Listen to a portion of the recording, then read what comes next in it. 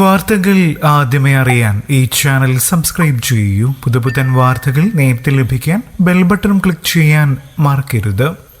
ഭർത്താവിന്റെ ശുചിത്വമില്ലായ്മ സഹിക്കാനാകാതെ വിവാഹമോചനം ആവശ്യപ്പെട്ട് യുവതി.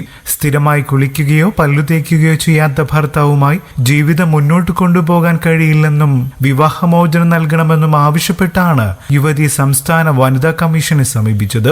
ബീഹാറിലെ വൈശാലി ജില്ലയിലാണ് സംഭവം. 20 വയസ്സുള്ള സോനി ദേവി യുവതിയാണ് 23 വയസ്സുള്ള ഭർത്താവ് മനീഷിനെതിരെ പരാതി നൽകിയത്.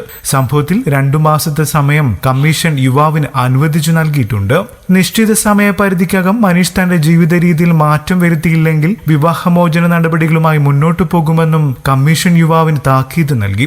എന്റെ ഭർത്താവ് പ്ലംബറാണ്. 10 ദിവസത്തോളം അദ്ദേഹം കുളിക്കുകയോ പല്ലു തേക്കുകയോ ചെയ്യാറില്ല. അടുത്തു വരുമ്പോൾ അസഹ്യമായ ദുർഗന്ധമാണ്. ഇത് സഹിക്കാൻ കഴിയാത്തത് കാരണം ഞാൻ വിവാഹമോചനം ആഗ്രഹിക്കുന്നു, സോനി പരാതിയിൽ പറയുന്നു.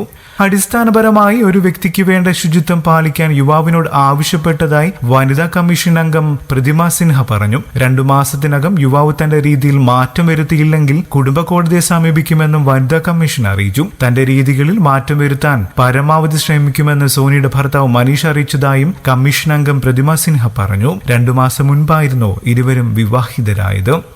കൂടുതൽ വാർത്തകൾക്കും വിശേഷങ്ങൾക്കുമായി ഈ ചാനൽ സബ്സ്ക്രൈബ് ചെയ്യാൻ മറക്കില്ലേ. നന്ദി.